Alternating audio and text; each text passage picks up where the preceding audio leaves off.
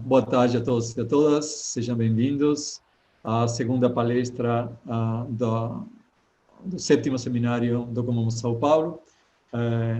Lembrando que o sétimo seminário do Comum São Paulo foi organizado pelo Núcleo do Comum São Paulo e pelo Programa de Pós-Graduação em Arquitetura e Urbanismo da Universidade São Judas Tadeu, além de um grande número de outras instituições, tanto da capital como do estado de São Paulo. Não só instituições de ensino, sino outras instâncias da sociedade civil organizada.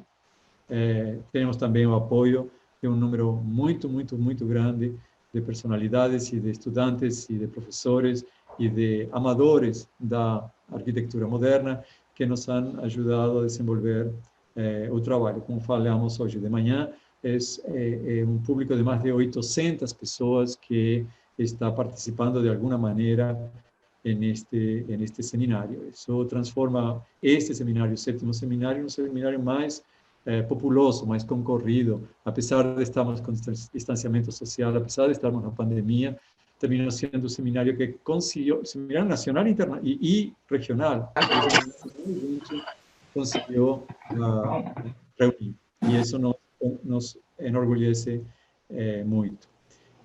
Bom, agora à tarde eu vou passar a palavra rapidamente para Maria Isabel Imbronito. A professora Maria Isabel Imbronito é a professora encargada da apresentação desta palestra, da professora Laura Alemán, da Universidade da República. Só queria dar um par de... lembrar para vocês as atividades que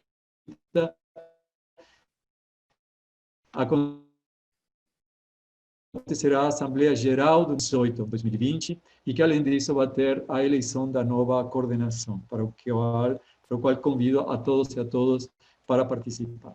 Amanhã começaremos às 9 da manhã com uma mesa de debates, a difusão da arquitetura moderna no interior do estado de São Paulo, uma mesa comandada pela arquitecta Cristiane Bernardi. Organizou uma mesa com personalidades que atuam no interior do estado e nos dará um pouco a visão dessa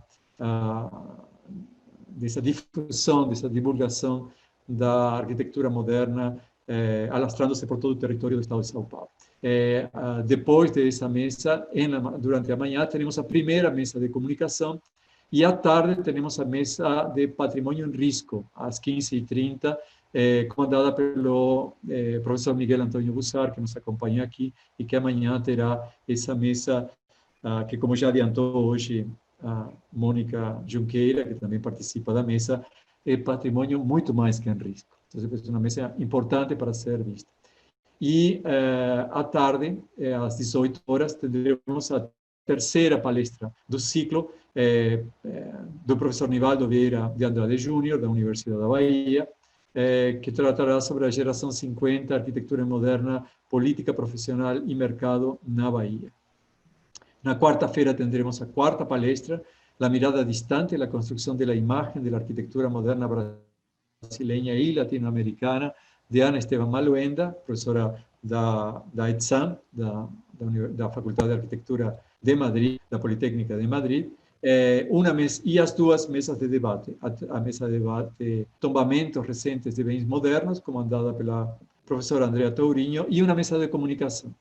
Finalmente, na quinta-feira, lembro a todos, passamos a ter a mesa de homenagens. A mesa de homenagens, para ser hoje à tarde, por questões técnicas, por questões de força maior, foi reconduzida para quinta-feira, às 8 da noite, e além disso, teremos a palestra Hans Bross, arquiteto entre 1949 e 1952, na Alemanha, ministrada pela arquitecta Judith Weinstock-Montag. Na sexta-feira, o encerramento com as duas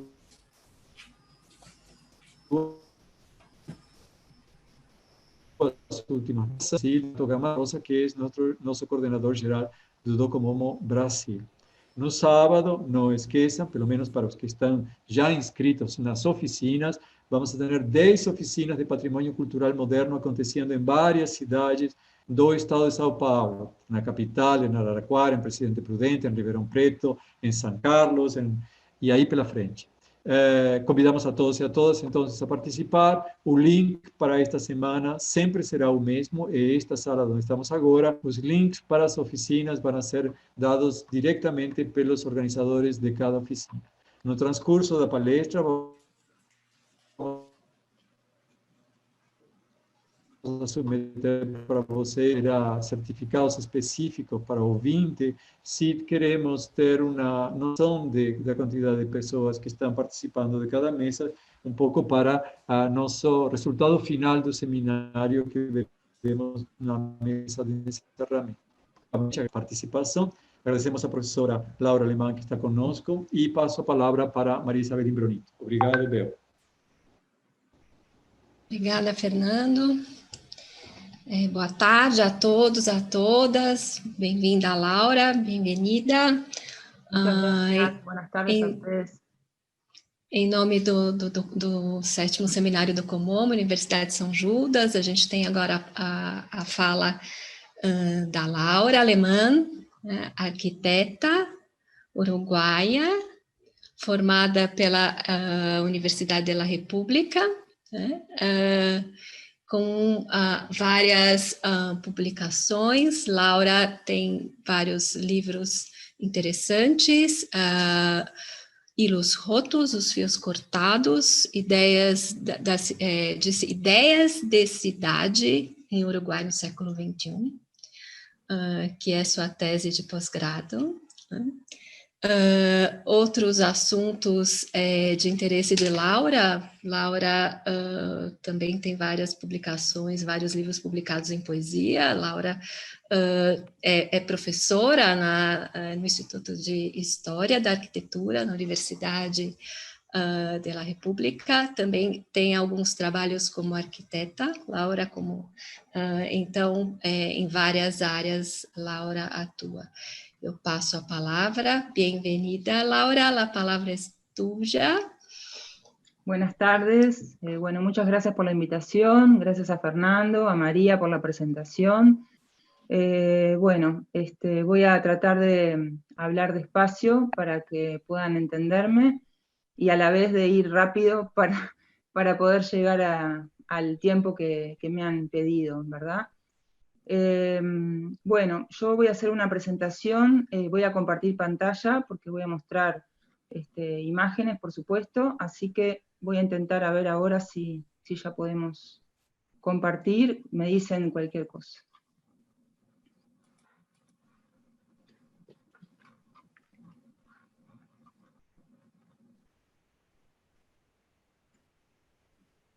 ¿Se puede ver ahí bien? Perfecto. Perfecto. Está en la tele. Bien. Bueno, les pido que si no me comprenden bien lo que digo, me interrumpan y bueno, y trato de ir para atrás o revisar un poco.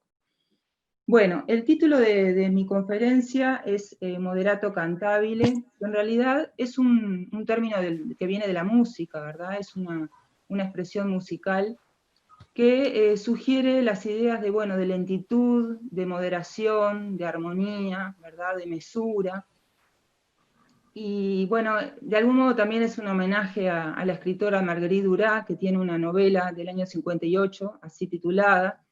Pero bueno, más allá de eso, lo que voy a intentar es, con esta conversación, digamos, discutir o cuestionar, digamos, poner en duda o problematizar un discurso historiográfico bastante arraigado en Uruguay, ¿verdad?, que señala que la arquitectura moderna uruguaya es en ese sentido moderada, mesurada, ¿verdad?, y que está desprovista de aliento revulsivo, de carga utópica, de fuerza, de cambio en ese sentido. Esto se refiere sobre todo a la arquitectura, de los años 30, es decir, al inicio del periodo que estamos considerando aquí en este seminario, ¿verdad? Y es un enfoque que se ha extendido mucho y que a mi juicio ha generado una especie de tópico o de lugar común, ¿verdad?, que se repite, pero que no se problematiza demasiado, es decir, no se ha tratado de detallar o de precisar un poco más, digamos, si las cosas son realmente así, o si por lo contrario en la arquitectura uruguaya hay sí un espíritu de cambio autónomo, genuino, ¿verdad? Que es lo que voy a tratar de mostrar un poco en esta conferencia. En el año 73, Carlos Real de Azúa, que era, bueno, historiador, crítico, ensayista, muy célebre, uruguayo, ¿verdad?, escribe este pequeño texto donde él primero lo plantea como una interrogante, pero finalmente termina afirmando, ¿verdad?, el carácter amortiguador de la sociedad uruguaya. Es decir, está planteando ese tono mesurado, esa cuestión un poco calma, como decía yo, y moderada de la cultura uruguaya, ¿verdad? Y esto también es algo que se ha repetido hasta el cansancio, ¿verdad? Y que no se cuestiona demasiado. Y esto ha generado, por supuesto, su traslado, su impacto también en el campo de la arquitectura, ¿verdad? Hay una idea de que la cultura uruguaya en general es una cultura amortiguada, asordinada, ¿verdad? Para seguir un poco con la música, como si estuviera bajo sordina, ¿verdad? Y no gritara demasiado fuerte, como si fuera un grito velado, digamos, ¿no? Bueno, esto tuvo, como decía, su impacto en el campo de la arquitectura. No creo que esta sea la única razón, ¿verdad? Pero sin duda la fuerza de Real de Azúa, que es alguien, digamos, de respeto unánime aquí en Uruguay, ¿verdad? Era el hombre que había leído todos los libros, se le decía, ¿no? Porque era alguien que no paraba de leer, no paraba de estudiar, también docente, bueno, alguien con mucho peso, digamos. Yo creo que esta tesis de él realmente ha tenido impacto y ha generado, digamos, esa sensación o ese consenso, digamos, en torno a la cultura uruguaya. En el campo de la arquitectura, esto tuvo una expresión muy clara en el libro de Mariano Arana y Lorenzo Garabelli, del año 91, donde ellos plantean justamente, refuerzan esta idea y la aplican en el campo de la arquitectura moderna, ¿verdad? Que, bueno, una arquitectura que ellos ahí sitúan entre 1915 y 1940, y que se centra sobre todo en la arquitectura de los años 30. Una producción que ellos llaman renovadora, justamente, para no usar el término moderna, porque lo que dicen con bastante insistencia en este libro, es un libro muy chiquito, ¿verdad?, pero donde plantean justamente que es una arquitectura a la que no puede calificarse como vanguardia, y que en todo caso, si lo fuera, sería una vanguardia sin utopía, ¿verdad? Justamente alentando y profundizando más en esta hipótesis. Aquí hay un pequeño extracto del libro donde justamente ellos sostienen eso, ¿verdad? Que, bueno, no se podría fácilmente aceptar el término de vanguardia para la arquitectura moderna de estos años en Uruguay, y que, bueno, si lo fuera sería una vanguardia como desprovista, digamos, de esa carga utópica que normalmente alienta y anima a las vanguardias. A mí me parece que los autores en este caso están asumiendo, digamos, una versión, la versión que da Peter Burger de la vanguardia, ¿verdad? Una concepción de la vanguardia en sentido negativo o en sentido crítico, ¿verdad? Y que deja fuera entonces de esa condición de vanguardia algunos otros movimientos esteticistas, ¿no? Como fue, bueno, el neoplasticismo, el expresionismo, que deja fuera entonces esos movimientos de la idea de vanguardia, y creo que esto se apoya en el caso de la arquitectura uruguaya, en dos cuestiones que son verdaderas, ¿verdad? Que son así. Una es, bueno, la producción masiva que hay de arquitectura moderna en Uruguay, ¿verdad? Su capacidad de insertarse en la ciudad, de participar de la trama urbana, ¿verdad? Y por otro lado, la ausencia, como dicen los autores, de grandes debates, de cenáculos combativos. Ellos en general comparan con lo que ocurre en Buenos Aires, ¿verdad? Y entonces llegan a la idea de que, bueno, por lo menos aquí en Montevideo, y por supuesto, mucho menos en el interior de la República, no hay entonces, digamos, un discurso radical, un discurso violento, sino que lo que hay es simplemente algo muy tímido, muy tibio, digamos, ¿no? Estas dos cosas que ellos afirman son ciertas, como decía, ¿verdad? Pero justamente esa idea de que, bueno, como la arquitectura uruguaya moderna, sobre todo la de los años 30, logra integrarse con tanta digamos, logra sintonizar de una manera tan natural con la ciudad construida, ¿verdad? Y es una producción tan grande y tan masiva, tiene un aspecto como de utopía cumplida, ¿verdad? Con lo que implica esa paradoja, ¿no? Entonces, esto me lleva a mí a pensar que efectivamente ellos están asumiendo esa idea de Burger, ¿verdad? De que la vanguardia en realidad es solamente aquello que rompe todo, ¿no? Como eran, bueno, los Dada, por ejemplo, ¿no? Y que estos movimientos que logran insertarse a pleno, entonces, en la cultura, no admiten o no pueden sostener, digamos, la predicación, digamos, de que sean movimientos vanguardistas. Y bueno, esto es un poco lo que yo quiero discutir en este caso, ¿verdad? Y lo voy a hacer a través de algunas figuras relevantes de la arquitectura uruguaya. Yo seleccioné tres figuras, tres arquitectos, ¿verdad?, que voy a presentar aquí, en relación con su producción edilicia y con su producción discursiva. Es decir, la idea es mostrar cómo a través de su verbal y de su discurso proyectual, digamos, o arquitectónico, ¿verdad?, estos autores nos permiten ver que sí hay, digamos, una veta de cierto radicalismo, de cierto aliento propiamente moderno, ¿verdad? Y que perfectamente podemos hablar de arquitectura moderna y no tenemos por qué quedarnos en el adjetivo de renovadora, ¿verdad? De arquitectura renovadora, que es lo que hacían Arana y Garabelli en los años 90.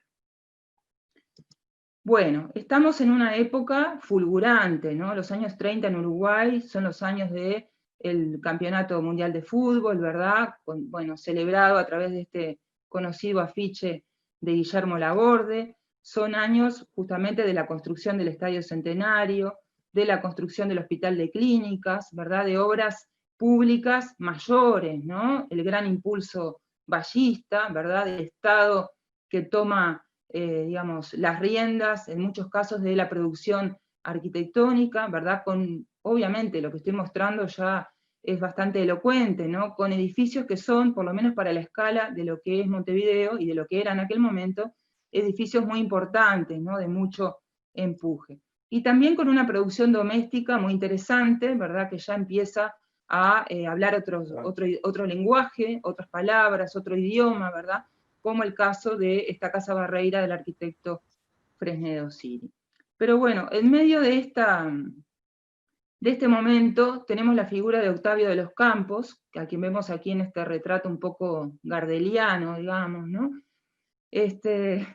Octavio de los Campos es un arquitecto muy interesante, que trabajaba en sociedad con dos colegas y amigos, que eran Hipólito Tournier y Milton Puente.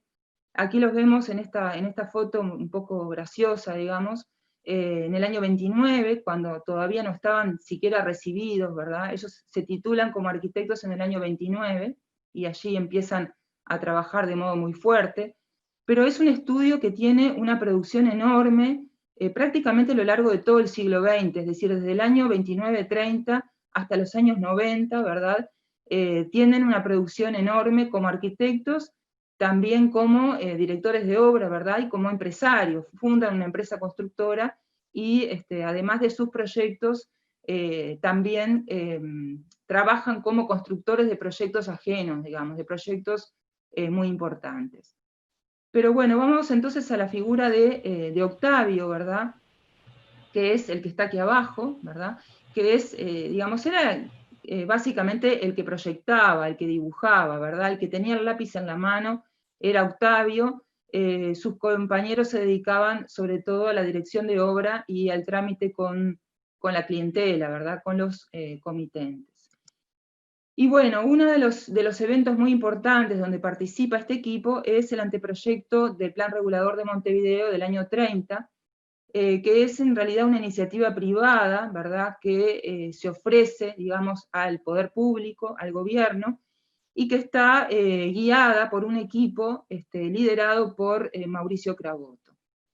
Como vemos aquí, aquí abajo, ¿verdad?, de los Campos, Tournier y Puente participan entonces como colaboradores en esta propuesta, que es una propuesta, bueno, que conjuga insumos o influencias variados, ¿verdad? Es decir, hay influencia del urbanismo corbuseriano, ¿verdad? De hecho se propone una ciudad para 3 millones de habitantes, ¿verdad? Hay también influencias de un urbanismo más pintoresquista, más tradicional, de la ciudad jardín, etcétera. Es decir, una propuesta bastante ecléctica, podríamos decir, ¿verdad? Pero, bueno, lo que vamos a destacar aquí, en este caso, es sobre todo la figura de Octavio de los Campos, y en particular, que él dice en torno a esta iniciativa. Bueno, es un plan que obviamente, como todos los planes, tiene una serie de propuestas, ¿verdad? De iniciativas concretas, como bueno, la aplicación de una especie de zoning muy moderno en aquel momento, ¿verdad? Es decir, la división de la ciudad en algunas zonas con caracterización funcional, digamos.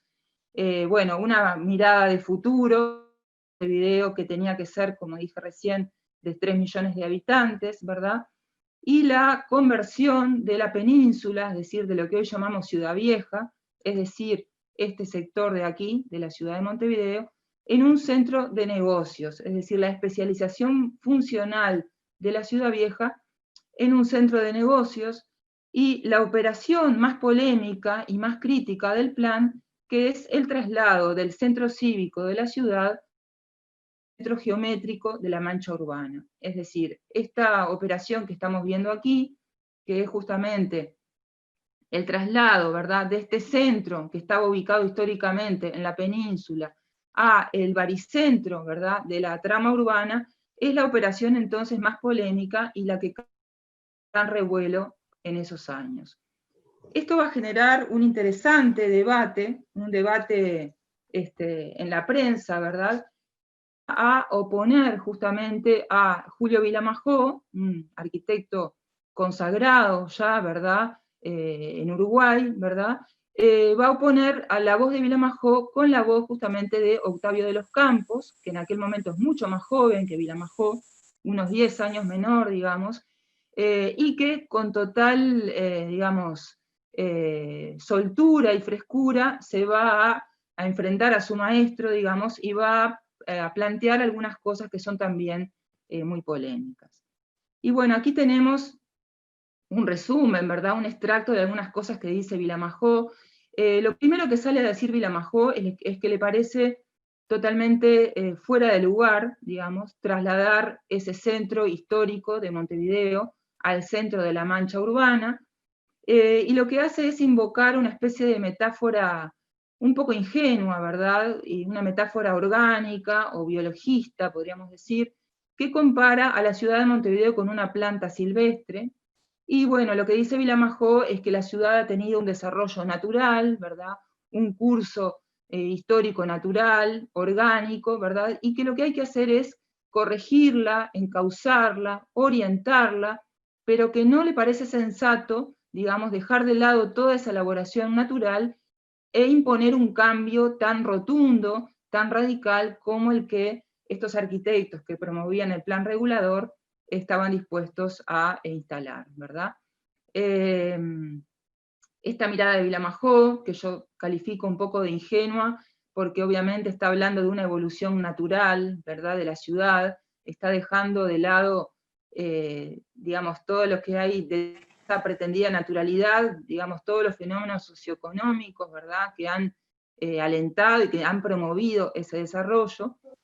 Bueno, esta mirada un poco ingenua, digamos, un poco cándida de Vilamajó, va a ser entonces enfrentada o discutida Octavio de los Campos, que lo tenemos aquí, ¿verdad?, mucho más joven, como decía recién, quien va a decir que si bien la planta es una obra de la naturaleza, la ciudad es obra del hombre como colectivo, ¿verdad?, de la comunidad humana, y que la ciudad entonces es una construcción social, y que el hombre tiene la responsabilidad y el derecho de hacerla, de transformarla, ¿verdad?, de construirla y de modificarla. Bueno, y de los Campos va a decir algunas cosas muy polémicas, ¿no? Va a decir que Montevideo no tiene un pasado arquitectónico que defender, que Montevideo no es París ni Roma, ¿verdad? Está un poco hablando de la juventud de la ciudad de Montevideo, de la falta de tradición, de la falta de espesor histórico, ¿verdad? Y está planteando, por lo tanto, que, bueno, que el plan regulador que él propone es simplemente conservador por economía, pero no por convicción, digamos, y que hay que mirar hacia el futuro, que urbanizar es mirar hacia adelante, y está planteando entonces con un alto grado de firmeza y con cierta petulancia también, ¿verdad? Dada su juventud, y dado que el diálogo que está sosteniendo es nada menos con Julio Vilamajo, está planteando entonces, digamos, una visión de la ciudad alternativa, ¿verdad? Que se opone a la visión que plantea su antecesor, ¿verdad? Y esto, bueno, es una polémica muy interesante que además tiene plena vigencia, en cierto modo, porque plantea, bueno, si realmente existe una inteligencia urbana que debamos respetar, o simplemente debemos hacernos cargo, ¿verdad? Y ser enteramente responsables de los rumbos que toma la ciudad.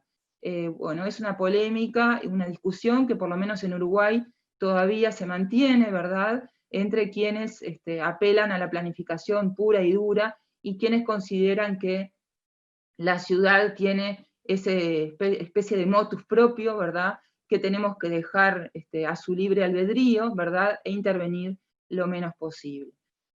Bueno, la intervención de los Campos en esta polémica ya marca, obviamente, un discurso moderno de gran radicalismo, ¿verdad? Bastante revulsivo, por lo menos para la época, ¿verdad? Y sobre todo en diálogo con esa otra visión, digamos, un poco más organicista, más en términos de bersonianos, podríamos decir, ¿no? De la ciudad como una cuestión que evoluciona orgánicamente, o más vinculada a ciertas ideas de Marcel Poet, que había incidido, curiosamente, en Mauricio Cravoto, ¿verdad? Pero lo que ocurre aquí es que el líder del equipo, que es Cravoto, parece tener una visión quizá más mesurada o distinta de la que tienen estos jóvenes que lo acompañan, como es el caso de Octavio de los Campos. Pero bueno, para completar un poco el perfil del arquitecto de los Campos, voy a mostrar una de sus obras, ¿verdad? De una de las obras que hace justamente junto a su equipo, que es el edificio Centenario, es el edificio que veíamos justamente como tapa del libro de Arana y Garabelli, ¿verdad? Un edificio que podríamos decir que es como una expresión edilicia de esa especie de soberbia o arrogancia que tiene de los Campos en su discurso, ¿verdad? Esta espiga elevada, muy altiva, ¿verdad? Muy firme, digamos, y segura de sí misma, se impone en plena Ciudad Vieja de Montevideo, ¿verdad? Con una altura y con un aspecto que para la época era toda una provocación. Estaba acompañada, como ven aquí, de esta escalera helicoidal, totalmente vidriada, que luego lamentablemente fue reemplazada por una escalera opaca, ¿verdad?, de hormigón, es decir, todo ese cilindro de cristal fue sustituido por un cilindro totalmente opaco. Y aquí vemos al edificio en el casco histórico de Montevideo, ¿verdad?, con esa altura que sobresale, ¿verdad?, con respecto a la trama circundante, un edificio que fue polémico en su momento, ¿verdad?, porque además, obviamente, transgredía, como se puede ver, lo que era la normativa vigente con respecto a las alturas, ¿verdad? Bueno, un edificio muy interesante que fue en realidad la primera obra importante que hizo este estudio. Ellos comentan que cuando recibieron el encargo de hacer este edificio no lo podían creer, prácticamente no estaban todavía recibidos, ¿verdad? Se reciben justamente en el propio proceso de proyectación de esta obra. De los Campos dice que se les abrió el cielo, ¿verdad?, cuando les fue encargada justamente la realización de esta obra. Bueno, y aquí lo vemos un poco más de cerca, vemos como la gran torre marca la esquina, ¿verdad? Pero curiosamente, o no tan curiosamente, el edificio también se vincula hacia ambos lados de la esquina, ¿verdad?, con una gran soltura, con una gran naturalidad con el resto de la trama histórica de la Ciudad Vieja, ¿verdad? Esto me parece interesante trabajar esta obra y mirarla aquí, porque justamente combina un poco, o digamos, disuelve esa dicotomía de la que estábamos hablando, ¿verdad? Es decir, si hay o no radicalismo en la arquitectura moderna uruguaya. Yo creo que aquí hay, obviamente, una torre muy esbelta, hay una forma que sobresale, ¿verdad? Pero hay también, al mismo tiempo, una voluntad de vincularse, de anudarse, ¿verdad? De atarse muy bien a el resto de la trama urbana. Bueno, aquí vemos simplemente algunas imágenes de época, ¿verdad? El acceso por la calle 25 de Mayo, con esta gran luminaria que estaba aquí bajo el alero, ¿verdad? El acceso por la calle Ituzaingó, ¿verdad? Y los planos de la obra, donde vemos, bueno, una planta baja que está destinada a 3 comercios, ¿verdad? A 3 locales comerciales.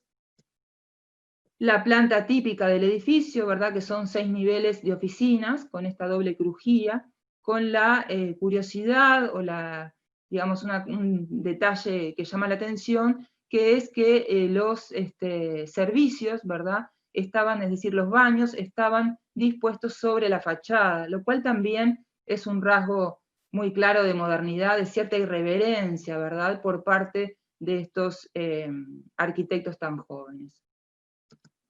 Bueno, aquí los últimos tramos, ¿verdad? Donde ya destaca este espacio cuadrado de la torre, ¿verdad?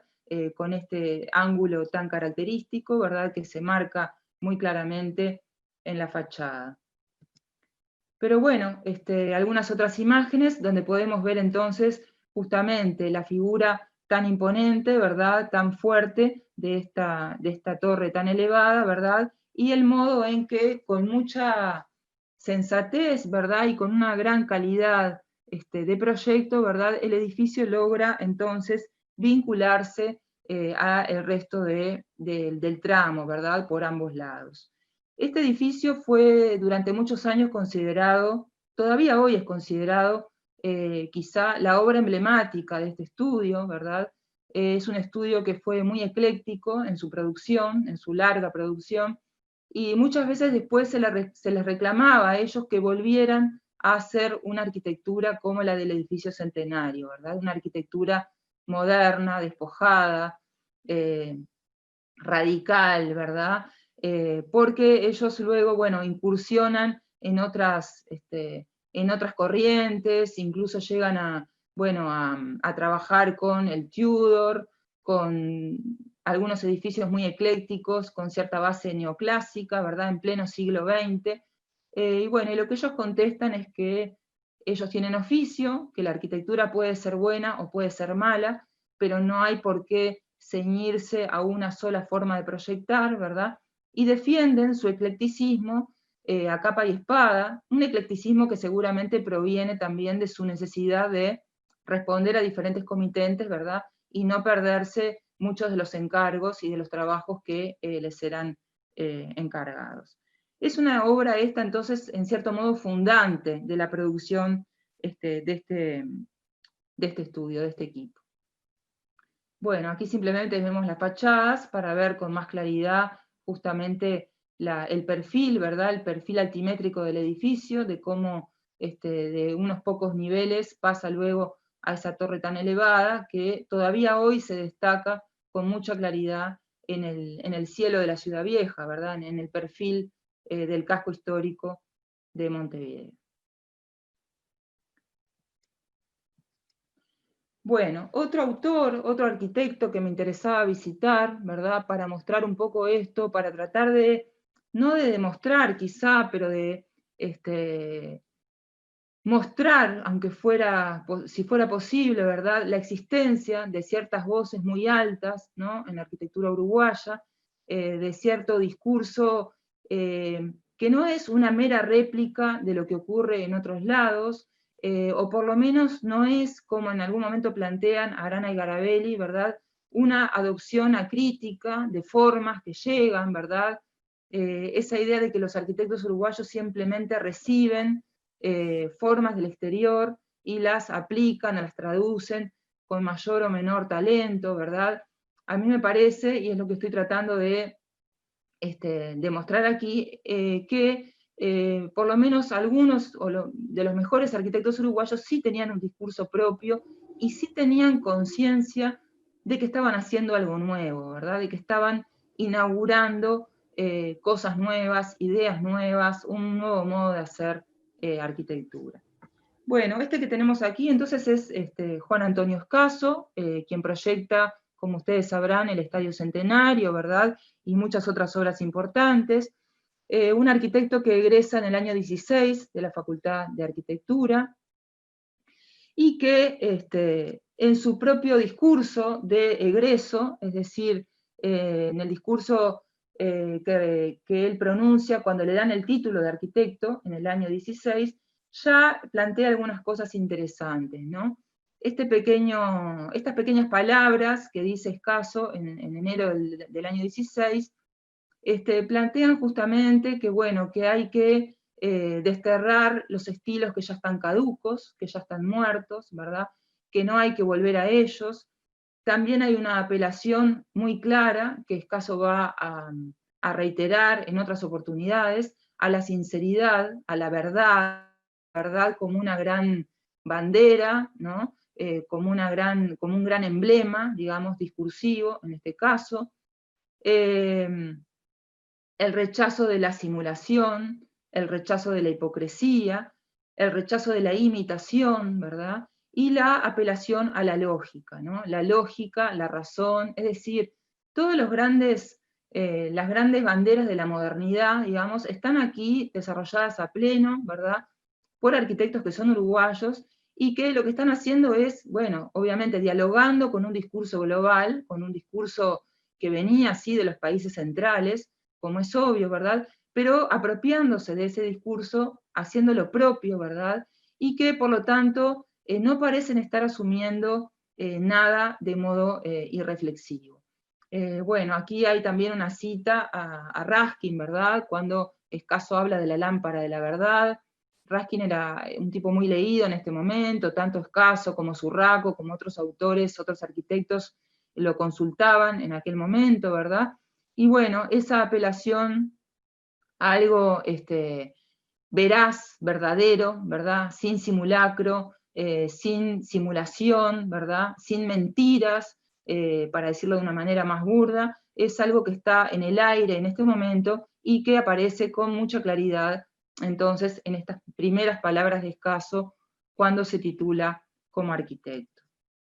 Pero bueno, esto reaparece luego, en el año 29, en una publicación que se hace en la revista La Cruz del Sur, donde aparece en relación con esto que vemos aquí, que son algunas imágenes de la Escuela Experimental de Malvín, que es la obra que voy a comentar a continuación.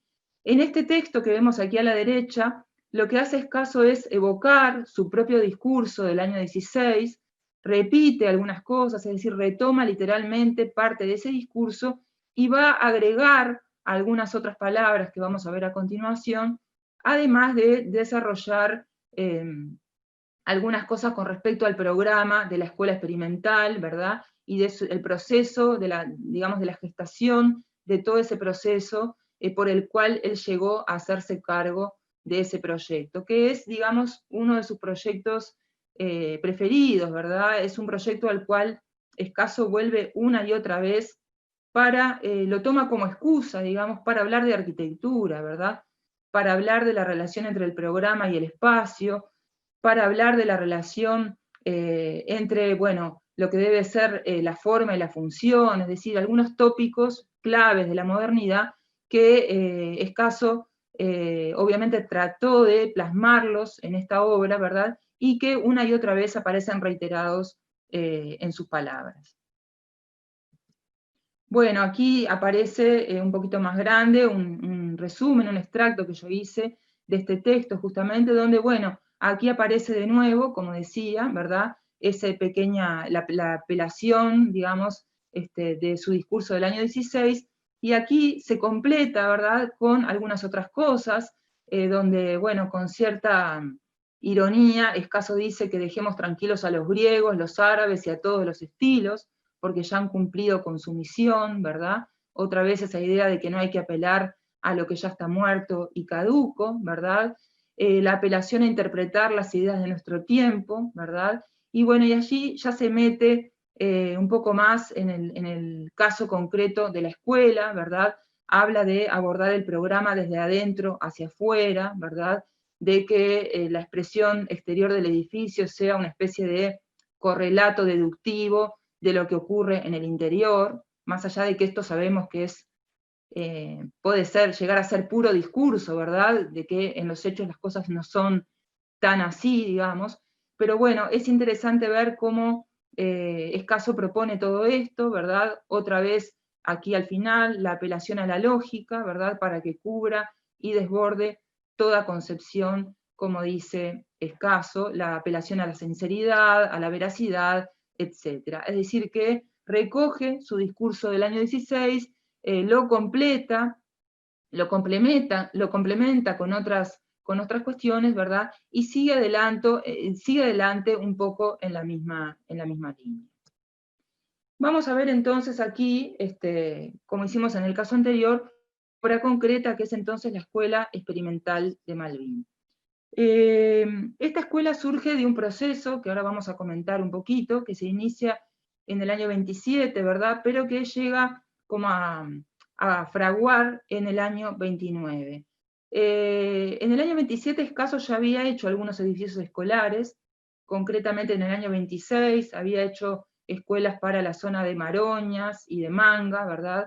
Escuelas públicas que habían sido realizadas bajo la Ley de Edificación Escolar del año 26, que había propuesto ya algunas innovaciones, ¿no? Como, bueno, un mayor contacto con el espacio exterior, un vínculo más natural con justamente el entorno circundante, ¿verdad? El aumento de la superficie vidriada, etcétera, etcétera. Pero va a ser recién en el año 27 con las escuelas experimentales, ¿verdad? Que esto va a llegar realmente a un punto mucho mayor, mucho más claro, ¿verdad? De gran innovación y de gran cambio a nivel pedagógico. Aquí tenemos una imagen actual, ¿verdad? De la Escuela Experimental de Malvín, ¿verdad? Donde vemos, bueno, esa esquina. Claramente un edificio donde, bueno, hay una intención estética y plástica muy clara, por eso yo decía que, obviamente que esa pretensión discursiva, ¿verdad? De que el exterior sea simplemente un correlato del interior, es parte de un aparato ideológico, ¿verdad? Que tiñe a la modernidad y por lo tanto tiñe también el discurso de Escaso. Pero lo cierto es que cuando Escaso es contratado para realizar esto es a través de la directora de la escuela de aquel entonces, que era Olimpia Fernández, que era una mujer que estaba muy en contacto con las ideas de De Crolí, ¿verdad?, del pedagogo belga. En aquel momento en Uruguay, como en otros países de la región, había mucho impacto de las nuevas teorías pedagógicas, ¿no? Bueno, Froebel, Pestalozzi, y también De Crolí, Montessori también. Entonces, bueno, forma parte también de un clima del momento, ¿verdad? El modo en que esta maestra, Olimpia Fernández, pide permiso para adoptar el método de Crolí y se genera una especie de alianza, de simbiosis entre esta maestra y el arquitecto, ¿verdad? Escaso va a decir en este momento, con mucha claridad, que él entendió que el problema pedagógico era anterior, era previo, y era quizá más importante que el problema arquitectónico, y que la arquitectura tenía que dar respuesta a la pedagogía. Vale decir, que la nueva arquitectura tenía que responder a la nueva pedagogía. Bueno, aquí vemos una imagen de Crolí, ¿verdad?, que es de manera indirecta o no tan indirecta, digamos, también una pieza fundamental en este proyecto. Y bueno, y el informe sobre el método de Crolí, ¿verdad?, que se presenta aquí en Montevideo y que va a, de algún modo, marcar el inicio del proceso. Vuelvo entonces a ese texto que comentaba al principio, para ver un poquito qué es lo que dice Escaso con respecto al programa de la escuela y otras cuestiones que plantea aquí, ¿verdad? Él habla claramente de implantar una escuela decroliana, ¿verdad? Una escuela fundada en esa idea de la escuela de la vida para la vida, ¿verdad? Donde el niño aprende jugando a vivir, donde hay una presencia muy fuerte de la naturaleza, ¿verdad? Que está en torno al edificio y que penetra abiertamente también en el espacio interior, ¿verdad? Donde el niño es el centro, es la unidad de escala, ¿verdad? Bueno, y algunos otros elementos que vamos a ver cuando veamos ahora el proyecto a continuación.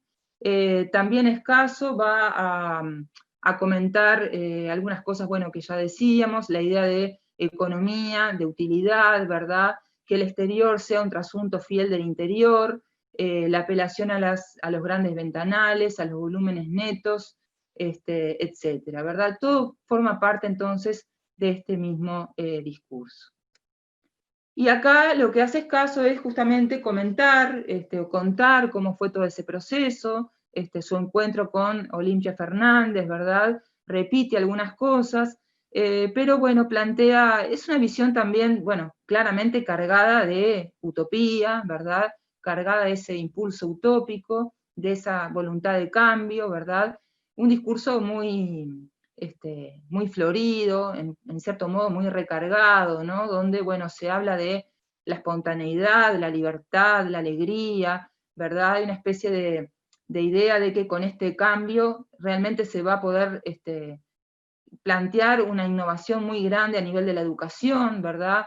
Niños que tengan el gobierno de sí mismos, como se dice de manera literal, ¿verdad? Es decir, una intención claramente refundante y una confianza plena, ¿verdad?, en que hay realmente una refundación, ¿verdad? Bueno, más allá del tono un poco, por momentos un poco ridículo quizá de estos discursos, ¿verdad?, donde, como decía recién, hay una idealización, ¿verdad?, de todo lo que se está proponiendo y de sus resultados. Lo interesante es que, bueno, este es un gran proyecto, donde Escaso se siente muy cómodo, justamente por su vínculo muy de gran afinidad, digamos, con la directora de la escuela, ¿verdad? Cosa que le va a pasar también después, en el año 31, con Sabas Olaizola, que va a ser el director de otra escuela experimental, de la Escuela Experimental de las Piedras, otro maestro que va también a estar muy en contacto con la pedagogía decroliana y en general con las ideas pedagógicas del momento. Bueno, y esto que vemos aquí es la sede original de la escuela de Malvin, ¿verdad? Esto era en la calle Estrázulas, en ese barrio, ¿verdad? Una vieja casa que se había acondicionado para alojar la escuela, ¿verdad? Y bueno, desde esa casa, desde esa vieja casa típica del barrio de Malvin, de las casas más viejas de esa zona de Montevideo, pasamos a este predio triangular, que es el predio donde Escaso va a proyectar su escuela. Es un proyecto que, como ven, está organizado en 3 pabellones, ¿verdad? El pabellón principal, aquí sobre la esquina, que es el pabellón llamado Pabellón Salvo, porque fue construido gracias a una donación de la familia Salvo, ¿verdad? El pabellón de los servicios generales, ahora vamos a ver un poco más en detalle, donde hay un auditorio que cumple funciones para todo el barrio, bueno, está la dirección, la secretaría, todas las salas de uso común, ¿verdad? Y tiene incluso un solarium en la azotea, ¿verdad?, para que los niños pudieran subir y estar al sol allí. Y luego tiene 2 pabellones más pequeños, ¿verdad?, el pabellón A y el pabellón B, donde están los salones de clase, ¿verdad?, y algunos otros elementos interesantes, como un pequeño jardín aquí, jardín infantil, ¿verdad?, pegado a este pequeño pabellón, una zona de comedor al aire libre, que estaba planteada por aquí, una plaza de deportes, y aquí tenemos una zona de bosque, ¿verdad?, y de huerta aquí en el ángulo más agudo del predio. Bueno, esto hoy la escuela está bastante bien, pero bueno, el predio está absolutamente tomado por nuevas construcciones y ampliaciones, ¿verdad? Pero bueno, lo interesante es ver, digamos, el cambio que suponía todo esto, cómo además estos pabellones estaban destinados a niños de diferentes edades, es decir, el pabellón A era para los niños mayores, el pabellón B para los niños más pequeños, y hay todo un cuidado en respetar justamente la escala de los niños. Esto lo vamos a ver, bueno, en el tamaño de los pizarrones, la posición de las ventanas, el mobiliario, etc. Bueno, seguimos. Aquí tenemos algunas imágenes. Este es el pabellón de la esquina, el pabellón Salvo, ¿verdad? Donde, como les decía, tenemos los servicios más generales de la escuela, el solarium, ¿verdad? El auditorio y todas esas instalaciones de uso más general, ¿verdad? Bueno, con una gran jerarquización de la esquina, ¿verdad? Un trabajo muy cuidado desde el punto de vista plástico, ¿verdad? Es claramente el pabellón que lidera, digamos, la imagen, la iconicidad, digamos, de la escuela, ¿verdad? Aquí una vista desde el otro lado, donde vemos aquí el acceso principal, digamos, por donde se llega todavía en realidad a la sala de espectáculos. Aquí, bueno, la fachada de este pabellón, la fachada del sur, por donde está este acceso que mencionábamos recién, la fachada hacia el oeste, ¿verdad? Bueno, donde básicamente vemos los gráficos correspondientes a esas imágenes, y aquí las plantas, donde vemos, bueno, la sala de espera, el salón de juego para niños, el comedor, cocina, sala de reunión, dirección, secretaría, etc. Esto es la planta baja. En planta alta tenemos ya la sala de espectáculos, que tiene a su vez una tertulia, ¿verdad? Un laboratorio de psicología y otros pequeños equipamientos que conforman entonces el edificio, digamos, el pabellón más importante de la escuela. Acá el pabellón A que estaba destinado a los niños un poco mayores, ¿verdad? Donde, bueno, la propia letra forma parte de todo el cuidado de diseño, ¿verdad?, que tiene el edificio. Aquí vemos una imagen actual, bueno, donde vemos también parte del diseño y también parte del deterioro, ¿verdad? Otras imágenes actuales de la escuela, de este pabellón en particular, que está en pleno funcionamiento. Y aquí algo que me interesa en particular, que es en esta pequeña planta de un entrepiso, simplemente para que vean algunas cosas, ¿no? Como por ejemplo, bueno, el formato de los salones, ¿verdad? Escaso insiste mucho en la apelación al formato cuadrado, ¿verdad? La planta cuadrada, porque, bueno, es uno de los criterios destinados a promover el trabajo colectivo, a romper con la rutina del salón donde la maestra está al frente y los niños están en fila detrás, ¿verdad? Estos ángulos aquí un poco extraños que estaban dedicados al llamado rincón del cuento, que es una zona del salón que los niños usaban para justamente leer cuentos en voz alta y hacer algunas otras actividades lúdicas, la presencia de la estufa, ¿verdad? Una escuela que es también, en cierto modo, un hogar, ¿verdad? Que plantea otro tipo de relacionamiento interno y otro tipo de relacionamiento con el exterior, ¿verdad? Y bueno, y la proporción de los salones y la presencia de algunos elementos particulares, ¿verdad?, está dando cuenta de todo esto. Los salones tenían además una galería exterior, que es esta que vemos aquí, ¿verdad?, que operaba como mediación con el espacio exterior y como zona también de uso para recreo en días lluviosos, ¿verdad? Bueno, esta planta, que es una planta del pabellón A, se repite prácticamente igual en el pabellón B, aunque el pabellón B tiene algunos salones más, ¿verdad? Pero básicamente la lógica, el criterio es el mismo, ¿verdad? También la jerarquización de la escalera, un criterio plástico y espacial bastante unitario, digamos, para los tres pabellones que integran el conjunto edilicio. Bueno, aquí la fachada de este pequeño pabellón,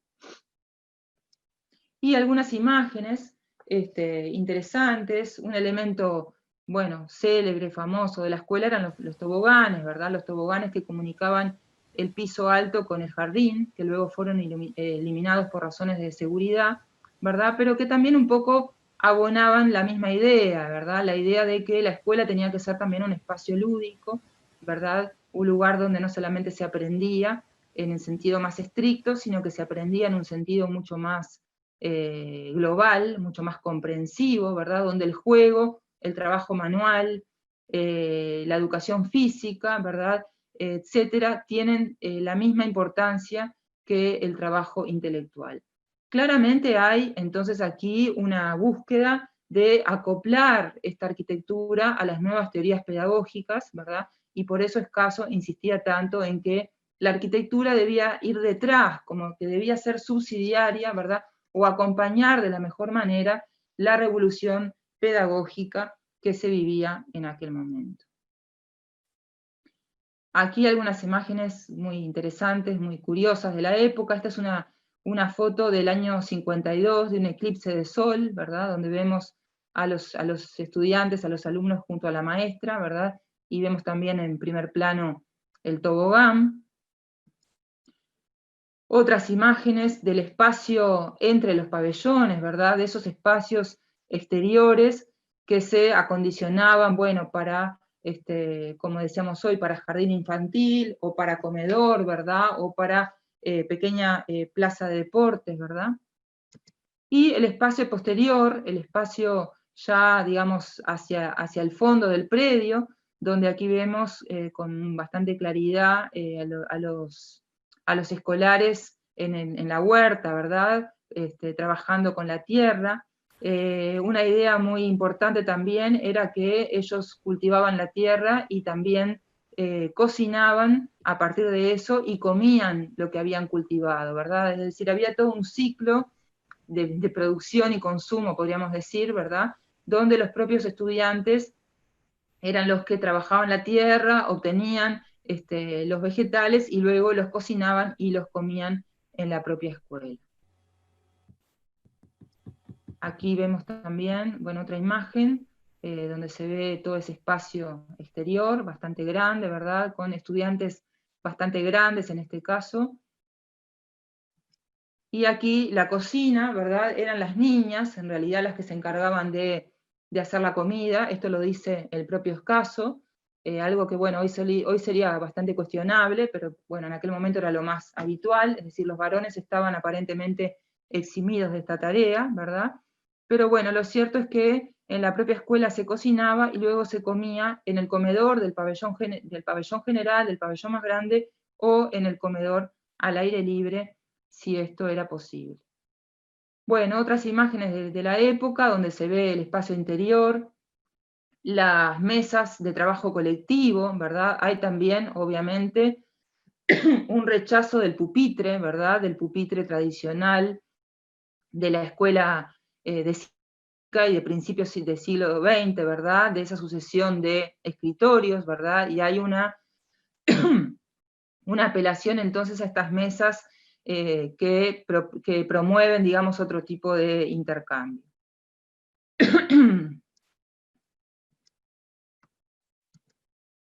Aquí tenemos el rincón del cuento, donde en este caso los niños están haciendo una especie de maqueta, ¿verdad? Tenía esta tarima, y aquí estaba el ángulo donde se subía el estudiante que estuviera encargado de leer el cuento en ese momento.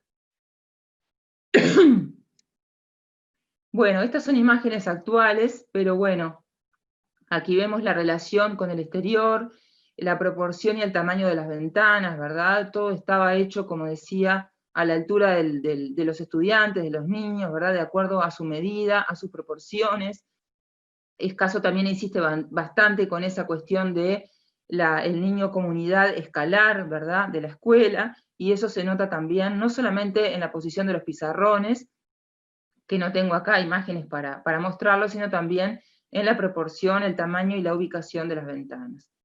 Y bueno, acá imágenes de la galería, de esta galería exterior que estaba ubicada al norte, ¿verdad?, imágenes actuales, y bueno, algunas otras imágenes del vínculo de esa galería con el exterior. Es interesante también comentar que unos años después, es decir, esto es del 29, en el año 31, Escaso va a realizar, como decía, la Escuela Experimental de las Piedras, en un predio mucho mayor, y mucho más suburbano, ¿verdad?, con mucho menos presupuesto, pero también en gran comunión con el director de la escuela, como comentaba recién, y en el año 32 va a hacer un proyecto de parque escolar en la ciudad de Florida, que es un proyecto que lo que hace es recoger una idea de Bá Ferreira del año 1900, ¿verdad? El viejo proyecto de parques escolares, que el filósofo Bá Ferreira había planteado desde 1900 en adelante y había sostenido sin éxito durante toda su vida. Ese parque escolar de Florida, que Escaso realiza con su socio, José Domato, no se llega a concretar como ninguna de las propuestas que hay en torno a los parques escolares de Bá Ferreira, pero es interesante nombrarlo porque marca también, digamos, otra pieza de esta trama, ¿verdad? Es decir, que no era solamente el arquitecto con el pedagogo, ¿verdad? Sino que también había alguien que también era pedagogo, como Bá Ferreira, ¿verdad? Pero que era también proveniente de la filosofía, ¿verdad? Digamos, el gran filósofo uruguayo, que desde muy temprano, en el siglo XX, había estado preocupado por el tema de la educación escolar y que había promovido entonces ese proyecto que lamentablemente se frustra, ¿verdad? Y se frustra comprensión, digamos, de las autoridades de primaria de aquel momento, y también por la incomprensión de un sector social, de una clase media alta, que el propio Bá Ferreira integraba, ¿verdad? Y que no lo acompaña en un proyecto que consideran absolutamente utópico, lírico, y de algún modo fuera de lugar, ¿verdad? Un proyecto que consistía en trasladar a los niños, a los escolares desde la ciudad hacia el campo o hacia un entorno suburbano, pero que Escaso en el año 32 recoge y de alguna manera hace propio. Bueno, estoy con un poco de tos, pero voy a tratar de seguir.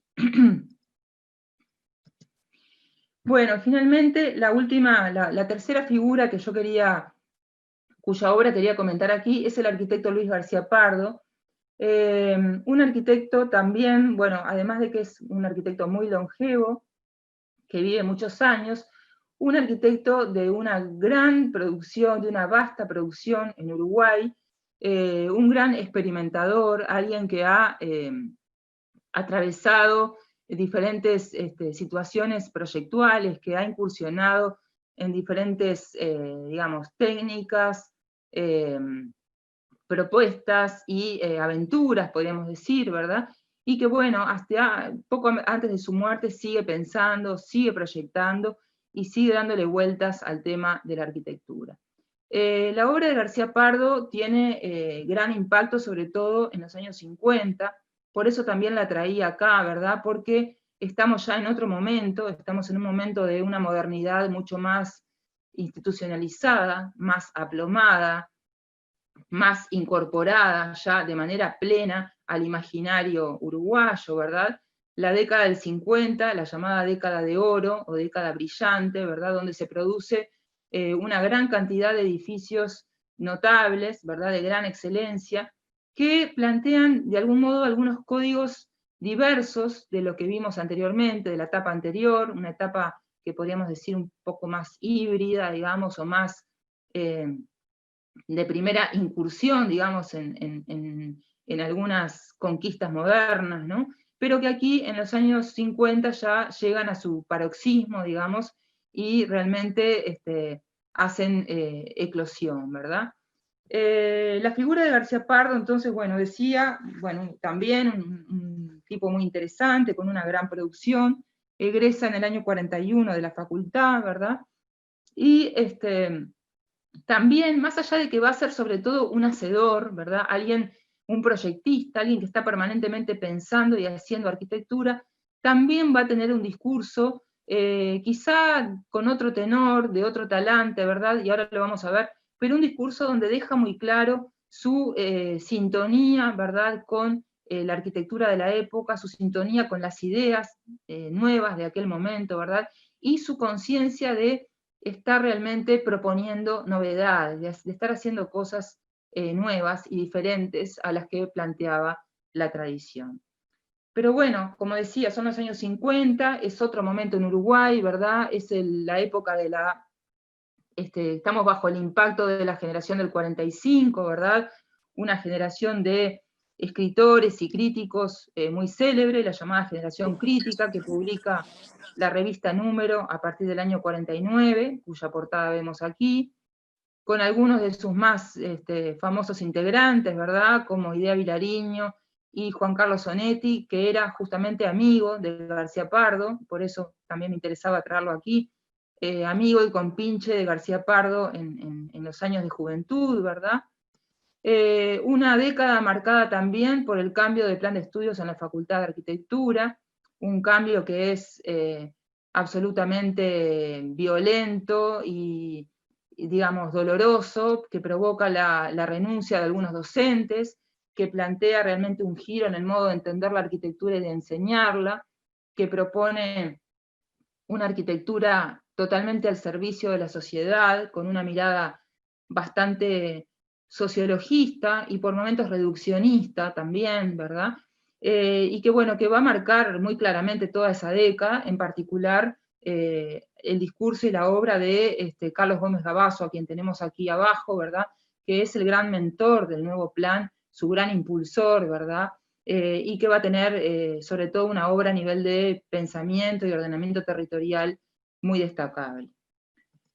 Son también los años de la aprobación de la Ley de Propiedad Horizontal, ¿verdad?, del año 46. Aquí vemos un lindo afiche de la época, de la imprenta AS, que era una imprenta muy, muy conocida en ese momento, ¿verdad?, de uno de sus mejores diseñadores. Una ley de propiedad horizontal que va a dar lugar a un verdadero recambio en la arquitectura, sobre todo en el caso de Montevideo y de la Rambla de Montevideo, ¿verdad? Y a dar como resultado algunas obras como estas, que son del propio arquitecto, son del propio García Pardo, ¿verdad? El edificio El Pilar, el edificio Positano, dos obras que creo que las imágenes son elocuentes, ¿verdad? Que transmiten una gran voluntad de cambio, ¿verdad? Una sintonía con un discurso global, bueno, un vínculo afectivo con la obra de Le Corbusier, que tanto García Pardo como Sichero, su gran colega y amigo, autor del edificio Panamericano, también tenía, ¿verdad? Bueno, arquitectos que estaban entonces haciendo estas cosas en los años 50, ¿verdad? Plenamente integrados entonces en esa especie de concierto global, ¿verdad? Bueno, unos edificios que podían tener este tipo de imagen interior, ¿verdad? Esa imagen tan pura, tan descarnada, tan diáfana, típica de los años 50, no solamente en Uruguay, por supuesto, sino en varios países de América Latina, ¿verdad? Y bueno, esto es un poco el tono de lo que estaba sucediendo en esos años y el tono de lo que García Pardo hacía en los años 50 y 60. Pero lo cierto es que cuando él se recibe, en el año 41, él dice que le cuesta bastante empezar a proyectar como él quiere, porque él de algún modo se queja de que Montevideo y la cultura uruguaya estaban tomadas por el Art Deco, ¿verdad? Que él tenía ciertas resistencias, que había enfrentado resistencias para proyectar en clave racionalista. Esto es textual, ¿verdad?, la manera en que él se expresa. Habla de una cierta incomprensión, ¿verdad?, de que no habían llegado a entender esa nueva arquitectura, y que, bueno, que había una idea de que esa arquitectura universal era inválida, no era genuina, o no era, digamos, pertinente, ¿verdad? Y bueno, y él, por el contrario, justamente defiende esos principios universales. Él dice que apelar al revestimiento de ladrillo es algo falso, y de nuevo, ¿no? De nuevo, como escaso está apelando a la consabida noción de verdad, de veracidad, ¿no?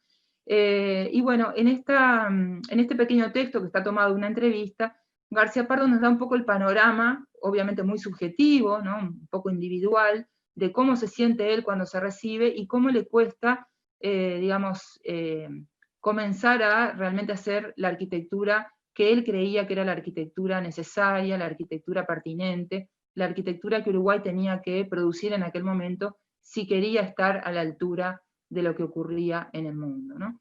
Y bueno, aquí aparecen de nuevo algunas palabritas, ¿no?, como, bueno, lo del racionalismo, lo universal, la idea de falsedad, que implica obviamente la idea de verdad, ¿no? Bueno, una serie de elementos que de algún modo están digamos, discutiendo con esa arquitectura previa, ¿no? Con lo que él llama, lo que él cree que era, o lo que él dice que era la arquitectura más común en aquel momento, más extendida, que era el Art Deco, ¿verdad? Que en los 40 ya no estaba tan presente en Montevideo, pero bueno, así lo vivía él, ¿verdad? Y también está discutiendo con algunos colegas contemporáneos de él, ¿verdad? Que apelan al ladrillo como emblema de lo nacional, de lo local, ¿verdad? En una especie de modernidad apropiada, bueno, eso ya lo sabemos, ¿verdad? En ese discurso de la modernidad apropiada, que apelaba al ladrillo como una especie de emblema local, ¿verdad? Bueno, García Pardo se va a oponer a todo eso, va a trabajar con ladrillo, sí, por supuesto, pero desde otro lugar, ¿verdad? No desde ese lugar de esta especie de nacionalismo o localismo, ¿verdad? Sino que va a apelar a lo que él considera los grandes principios universales. Y una de las obras que va a hacer, una obra que para mí es de las más interesantes y quizá de las menos conocidas, por lo menos fuera de Uruguay, es la casa que hace para el pintor Lino Di Netto. Lino Di Netto era, bueno, un pintor italiano que viene a Montevideo en esos años, ¿verdad? Llega más o menos en el año 50, 51, y viene contratado para realizar unos frescos en la iglesia del Cordón, que finalmente no realiza, termina realizando los frescos en la Catedral de San José. Es un pintor, bueno, muy conocido por su arte sacro, digamos, por toda su temática, ¿verdad? Que ha realizado obra en todo el mundo. Y bueno, luego de instalarse en San José por unos años, en el año 54 vuelve a Montevideo y allí se vincula con García Pardo, con quien, bueno, traba amistad, además los vincula la religión, ¿verdad? El catolicismo, el amor por el arte, por la pintura, y bueno, y entran en sintonía, y entonces García Pardo le realiza esta casa en el barrio de Malvin, que realiza junto a su socio Sommer Smith. Aquí vemos una imagen de la casa, una imagen de la época, ¿verdad? Donde ya, bueno, vamos viendo algunas cosas, ¿verdad? Es un proyecto totalmente confiado a la estructura, ¿verdad? Está armado en base a una serie de bóvedas de hormigón armado, que vemos aquí, ¿verdad? Una serie de módulos, cada bóveda tiene un ancho de 3,55 metros, ¿verdad? Y largos variables. Y lo que vemos aquí a la izquierda es justamente un mural realizado por el propio Di Netto en la fachada de la casa. Bueno, vamos a ver un poquito más. Aquí tenemos una maqueta donde vemos con claridad la estructura, ¿verdad? Del espacio, cómo se arma, ¿verdad? Tanto el espacio como la dimensión plástica de la obra están absolutamente vinculados justamente a, como decía, ¿verdad? La estructura, esta sucesión de bóvedas, son 7 módulos en total, un módulo que queda libre, son 3 módulos destinados a los dormitorios, ¿verdad? 2 módulos destinados al área de relación, estar y comedor, y este otro de aquí a la cocina y el atelier del pintor. Todo esto genera una especie de anillo en torno a este patio, que es un patio que es interior y exterior a la vez. Esa es de las cosas más interesantes que tiene esta casa, y ahora la vamos a poder ver con claridad en la planta. Bueno, esta es una de las plantas que tenemos en el archivo.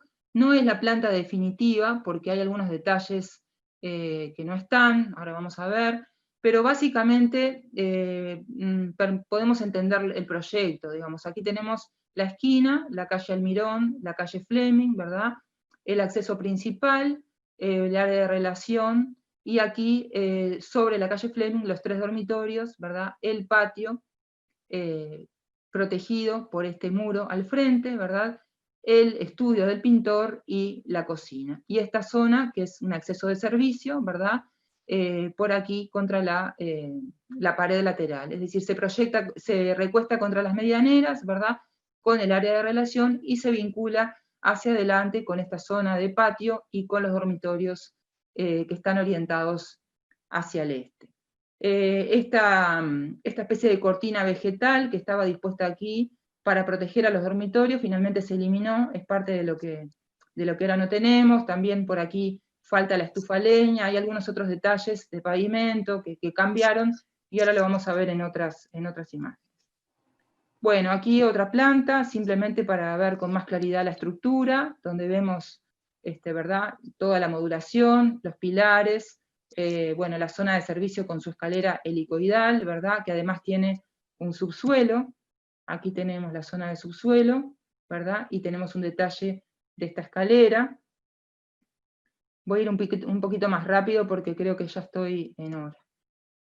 Bueno, y aquí algunos cortes, ¿verdad? Un corte justamente longitudinal sobre la medianera, digamos, donde podemos ver esta zona de servicio con el subsuelo, y una fachada muy interesante, una fachada lateral, la que podríamos ver desde aquí, digamos, una fachada trasera o lateral de la casa, que curiosamente, por lo menos a mí me parece que recuerda un poco a esta otra fachada, ¿verdad?, bastante más famosa, ¿verdad?, y que incluso tiene también un parecido, no traje aquí una imagen de esto, pero tiene un parecido también en el propio diseño de la escalera. Bueno, planta de estructura general, para ver un poquito con más claridad toda esa estructura modulada, ¿verdad?, y el detalle del cerramiento exterior de los dormitorios, ¿verdad?, donde tenemos un muro, un tabique interior-exterior que está hecho en base a madera y lana de vidrio. Es decir que debajo de la ventana, los antepechos, García Pardo no pone muro sólido, digamos, no pone ladrillo, sino que pone un panel de madera. Y esto, bueno, es parte de esa voluntad de marcar con claridad cuáles son los elementos dominantes, los elementos fuertes, digamos, de esa estructura.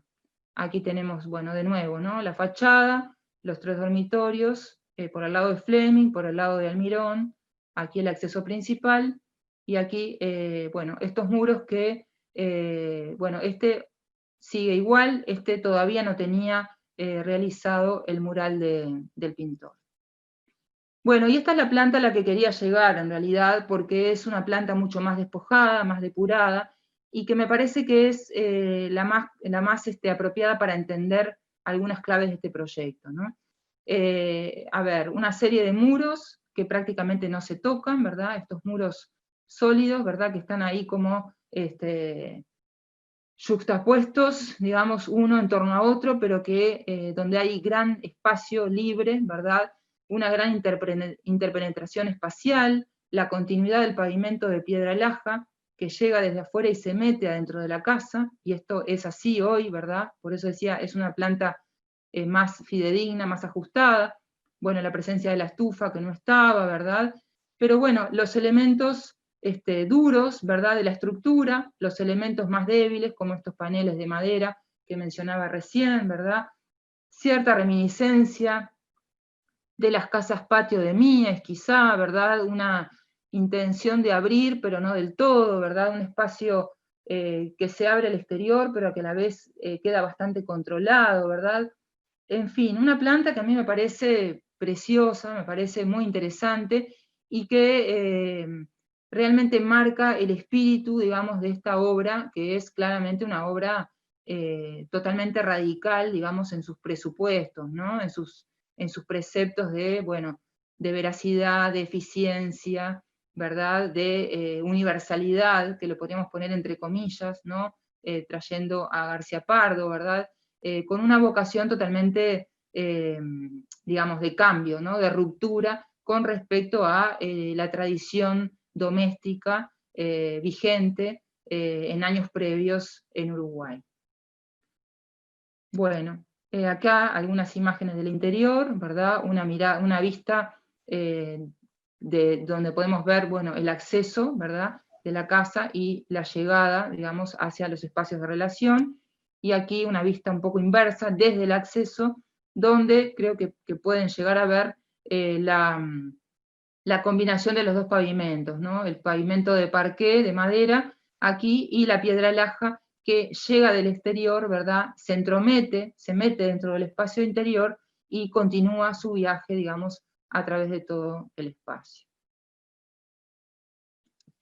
Bueno, y aquí simplemente hay mucho material sobre esta casa, algunos croquis de estudio previos para que vean un poco la evolución, la génesis del proyecto, cómo siempre está presente la fortaleza de la estructura, ¿no? La importancia del techo. Aquí algunos ensayos con techo reticulado, ¿verdad? Algunas opciones donde, por ejemplo, los dormitorios no están hacia Fleming, sino que están hacia la otra calle, como es este caso, con una planta muy distinta, ¿verdad?, de la que finalmente se realizó, donde tenemos los 3 dormitorios hacia la calle Almirón, ¿verdad? Bueno, otras intenciones, aquí ya sí con los dormitorios hacia la calle Fleming, ¿verdad?, como finalmente quedó, pero con una imagen totalmente distinta, y una planta totalmente distinta. De algún modo la planta se va gestando y se va depurando, obviamente a lo largo de un proceso, ¿verdad?, y creo que llega a una definición que es inmejorable con respecto a todos los ensayos anteriores.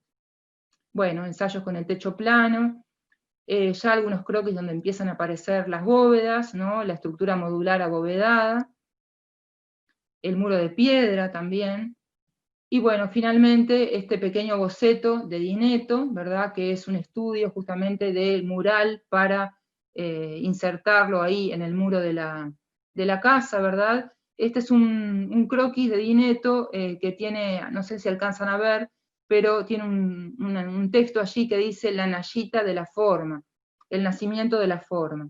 Y bueno, me gustaba terminar con esto porque me parece, para contradecir un poco a Di Neto, creo que en realidad, que es un poco lo que quería mostrar en esta charla, que no solamente se trataba de formas, digamos, que no solamente eran formas nuevas lo que estaban haciendo aquí en Uruguay en esos años, sino que había un discurso muy autónomo, muy autoconsciente, podríamos decir, de que se estaba haciendo algo totalmente nuevo en el plano de la arquitectura.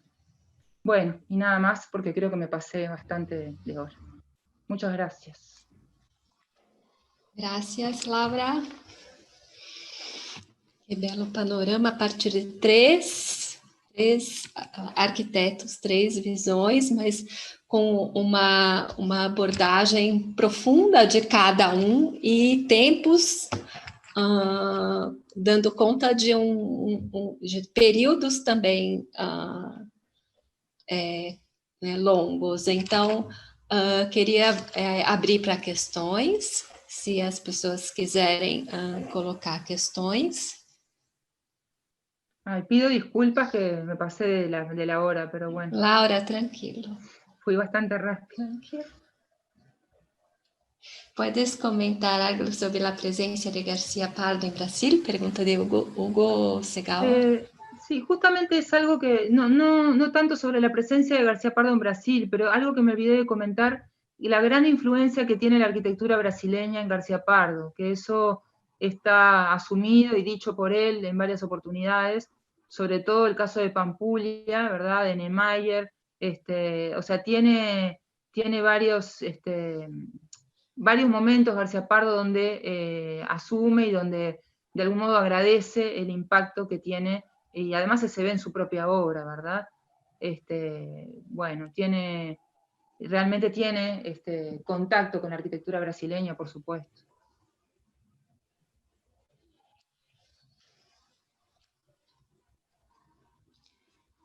¿Más alguien?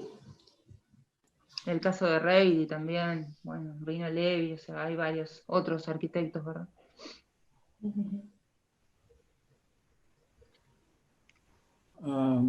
Un tema que me pareció interesante, un aspecto de la brillante conferencia que nos dio Laura Alemán, me parece que hay un tema ahí, el de la aceptación de la sociedad de ese tipo de arquitectura, ¿no? Las sociedades en América tuvieron una aceptación más rápida, menos conflictuada o menos conflictiva, digamos así, con la arquitectura moderna. Lo mismo pasó en Brasil, la Sí. propia asunción de la arquitectura moderna como una arquitectura incluso oficial del Estado, ¿ah? Sí. Es una característica que no acontece en Europa, no acontece realmente en ninguno de los otros países fuera del área de América, ¿no? Las Américas tuvieron esa reacción. Estaba comentando antes de que entrara todo el mundo que uno de los descubrimientos que hizo Rodolfo Santamaría, en el centro de la Ciudad de México, es que el centro de la Ciudad de México,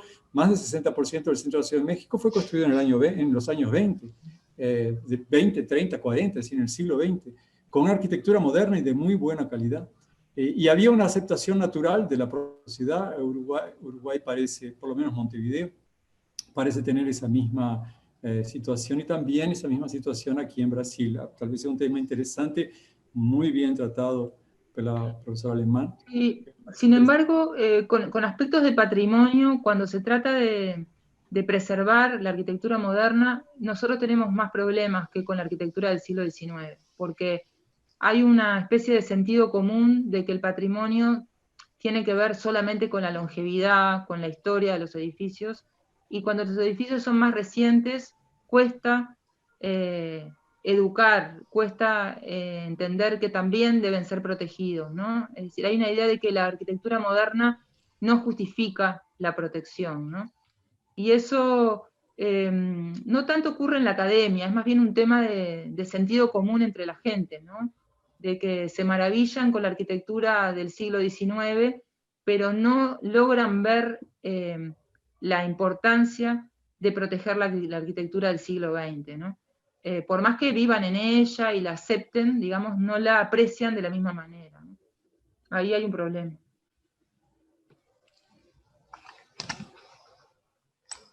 Laura, se me permite uma pergunta, uma observação, uma questão, porque parece interessante esse interesse em afirmar a ruptura como questão de estudo, né? A gente busca, eventualmente, ao tentar contar né, sobre a arquitetura moderna brasileira, estabelecer as relações com tradição, com vínculo, como se a ruptura fosse alguma coisa já pré-colocada, né? Ela é inerente à arquitetura moderna. E você traz uma visão uruguaia de que é necessário ressaltar essa questão dentro desse discurso dos arquitetos.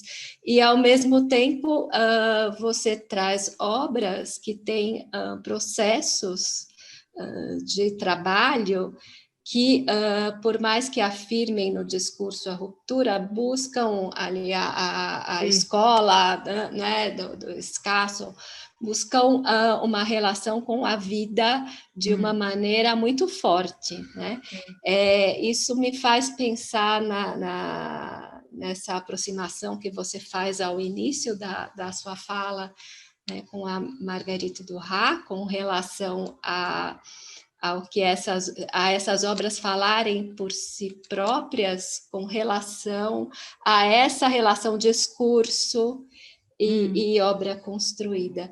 Por que você traz essa visão de que é necessário apontar para a ruptura?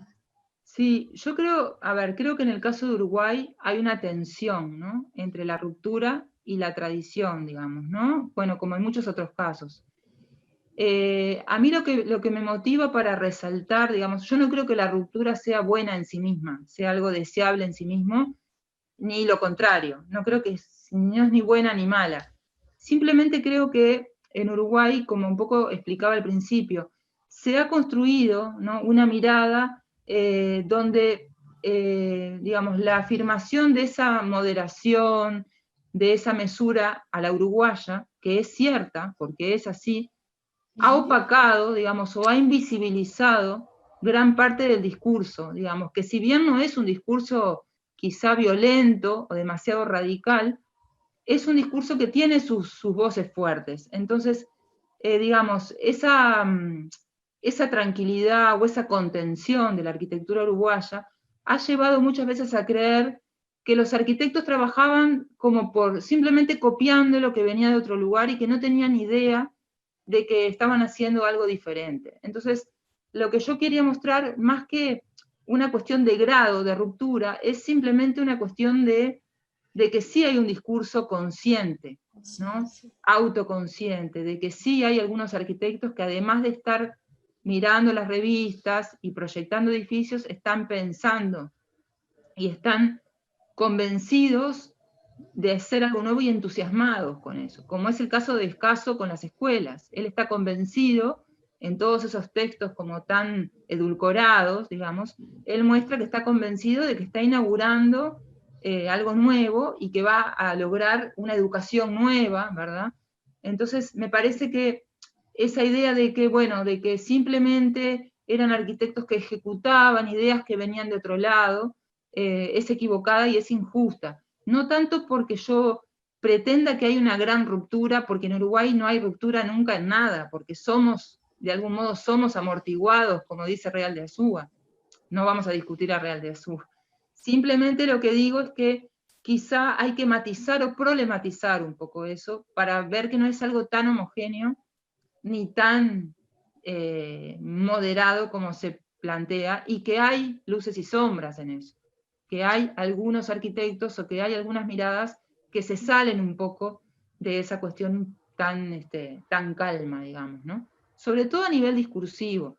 Después es cierto que hay, como yo creo que en algún momento lo dije, hay una distancia entre el discurso y la realidad, porque muchas veces hay un discurso muy heroico, muy radical, y luego el proyecto es mucho más atenuado y mucho más condescendiente con la ciudad de lo que el discurso dice, ¿no? Eso es cierto, eso pasa, es parte de una construcción, ¿no? No sé si se entiende. Sim, as obras resolvem em si mesmas essa dicotomia entre Exacto. discurso e realidade, né? Sí, estoy de acuerdo. Hay una pregunta de Hugo Segawa. El Estadio Centenario de Escaso es una estructura casi monolítica de hormigón a la vista. Está pidiendo si puedes comentar un poco el papel de la tecnología en esos arquitectos que presentaste. Sí, el Estadio Centenario, bueno, sí, es obviamente una gran obra de hormigón armado, a pesar de que, bueno, ahora ya hay algunos rumores de que lo quieren reformar, modificar, o incluso hacer un estadio alternativo, bueno. Pero claro, es una obra del año 30, ¿no? En realidad, con hormigón armado, nosotros en Montevideo empezamos a tener ya obras a fines del siglo XIX, ¿verdad? En el conventillo Lafone, por ejemplo, es una de las primeras experiencias en hormigón armado, muy tibia, muy tímida todavía, pero en cuanto empiezan a surgir los primeros edificios de renta, ¿verdad? Edificios de alquiler, a principios del siglo XX, ya en el 900 ya empieza a aparecer con fuerza, ¿verdad?, la estructura de hormigón armado. Cuando llegamos al Estadio Centenario, obviamente ya estamos en un momento donde el hormigón armado está plenamente instalado, ¿no?, en la, digamos, en la cultura arquitectónica uruguaya. Tenemos, bueno, el Palacio Salvo, que es del año 22 el proyecto, que también tiene estructura de hormigón armado, y como digo, todos los grandes edificios de renta, si ustedes van por Montevideo, van a ver una cantidad, sobre todo en el centro de Montevideo, de edificios que fueron hechos para alquiler, ¿verdad?, que son de principio de siglo, muy de principio del siglo XX, que son muy eclécticos en su aspecto exterior, digamos, ¿no? Bueno, Art Deco, algo de Art Nouveau, digamos, algunos muy historicistas, pero que ya tienen estructura de hormigón armado, ¿verdad? No sé si iba por ahí la pregunta. Hugo, me parece que sí, que era eso un poco. Tem complemento da pergunta. Tiene un complemento. Tem complemento. Hay un complemento de la pregunta que te está preguntando sobre la relación de los campos Fuentes y Tournier con la visita de Corbusier en... Sí, es una muy buena pregunta porque no sé si ya ya lo sabías, pero en realidad ellos son anfitriones. Cuando viene Le Corbusier, ellos aparecen en muchas de las fotos porque acompañan a Le Corbusier en su recorrida por Montevideo.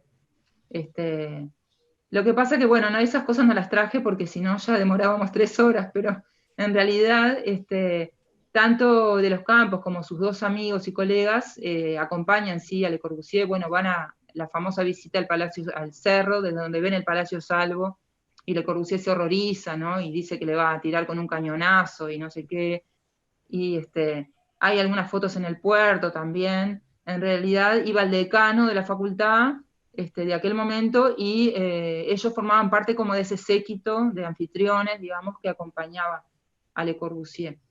De todas maneras, la visita de Le Corbusier a Montevideo fue como una anécdota muy interesante, ¿no? Y aparece, digamos, está narrada y reiterada en muchos lugares, pero Le Corbusier no tuvo en ese momento un gran impacto a nivel doctrinario, digamos, a nivel de la arquitectura realizada en Montevideo.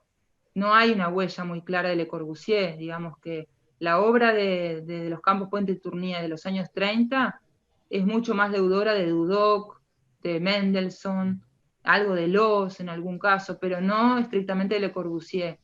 Sí hay una mirada hacia Le Corbusier más tarde, ¿no? En Sichero, en García Pardo, bueno, en Gómez Gabazo, que va está unos meses en el propio estudio de Le Corbusier, ¿verdad? En París, y tiene contacto con él, tiene como cierta relación, ¿verdad? Pero Le Corbusier no impactó con fuerza, digamos. Yo creo que era porque justamente era demasiado radical para el talante amortiguador de la sociedad uruguaya, quizá por eso.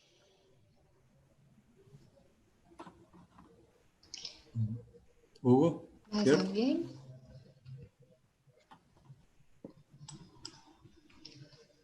Será que já estamos no horário, não? A Cláudia Stinco tem uma questão. En tu opinión, ¿por qué las obras de estos arquitectos no llegó a alcanzar la proyección que conquistó el proyecto de la Facultad de Ingeniería y ramas anexas de Villamarrón? No entiendo a qué arquitecto se refiere. ¿A de los Campos, Puente Tournier? De los Campos. ¿Escaso? No, debe ser de los Campos, posterior, ¿no? Escaso, me parece que no entra. Bueno, ahí quizá haya un tema de marca de fábrica, porque Villamarrón debe ser, junto con Dieste, el arquitecto más renombrado de Uruguay, ¿no? Es decir, yo supongo que de Villamarrón todos ustedes habían oído hablar, de los Campos quizá no todos. Entonces, no sé cuáles son exactamente las razones, pero realmente Villamarrón tiene, por supuesto, una obra muy interesante, muy ecléctica, ¿no? Y bueno, y una facultad de ingeniería que no es muy querida por todos los uruguayos, porque muchos la consideran una obra demasiado seca, ¿no? Como demasiado rígida, bueno, típicamente por el hormigón armado, por su aspecto, ¿no? Por esa especie de rechazo que hay a veces a una modernidad demasiado abstracta, digamos, ¿no? Pero de los Campos Puente Tournier realmente es un estudio que ha tenido muchísima producción en Uruguay. El tema es que, bueno, tiene algunas grandes obras más reconocidas y tiene otra cantidad de producción de menor escala, ¿verdad? Y como dije al principio, en estilos muy variados, que quizá, bueno, ha sido más cuestionada también. Pero son, por ejemplo, los autores del Hotel San Rafael, que se demolió ahora en Punta del Este, que era una especie de neo-Tudor, ¿verdad? Que no era un gran edificio, digamos, pero bueno, era un edificio que ellos habían hecho justamente en ese momento, donde, bueno, había cierta anglofilia, ¿no? Aquí en Uruguay, y así como hacen ese edificio, hacen algunas casas en ese mismo estilo. Pero tienen, por ejemplo, el edificio Centenario que yo mostré, tienen una serie preciosa de casas en los años 30, una secuencia de casas muy, muy impresionantes, muy delicadas, muy contenidas, como muy sobrias, digamos, que son muy radicales también para el momento. Tienen el edificio del Instituto Valle Ordóñez, que era la vieja universidad femenina, y que ahora es el Instituto de Profesores Artigas, es de ellos también. Es decir, tienen mucha obra, sí. Pero bueno, Villamarrón es Villamarrón, y es como, tiene una fama internacional que no la han tenido otros arquitectos, ¿no? Até porque da geração do Lúcio Costa e faz essa operação de pensar o moderno no Uruguai, não? Villamarrón. ¿Cómo? Perdóname. Que é da geração do Lúcio Costa, que faz também por essa supuesto, operação sí. de... Son como íconos, ¿no? Que, Sí. bueno, que trascienden y yo qué sé, todo el mundo habla de ellos, pero tampoco quiere decir que todo el mundo conozca la arquitectura, toda la arquitectura de Villamarrón, que además es muy variada también, ¿no? Muy ecléctica, muy difícil de encuadrar. Lo mismo pasa con Dieste, que también es muy, muy célebre a nivel mundial, ¿no? Ya de otra época, pero... Penso que podemos encerrar. Vázquez, podemos? Sim. Já passamos da hora. Bueno, muchas gracias. Laura, muchas gracias. Pido disculpas de nuevo porque sé que me atrasé un poco, pero bueno. No hay disculpas ninguna, es fantástico. Muchísimas y muchísimas gracias. Bueno, apresentação incrível. Obrigada. Muchas gracias. Bien, estimados a todos e a todas, obrigado pela participação e pela presença. Agradecemos enormemente o esforço intelectual e a brilhante apresentação da professora Laura Alemão, que nos orientou um pouco sobre a visão da arquitetura da República Oriental do Uruguai, um tipo de arquitetura que talvez está um pouco mais longe, ainda que são nossos vizinhos, mas um pouco mais longe da gente, e que é extremamente interessante e rica. Vou convidar a todos a permanecer se querem. Temos a Assembleia Geral agora na sequência, mas estou desmontando e encerrando a mesa e a palestra, voltando a agradecer a Laura e a todos os participantes, a Maria Isabel Imbronito pela mediação, e agradecemos a participação.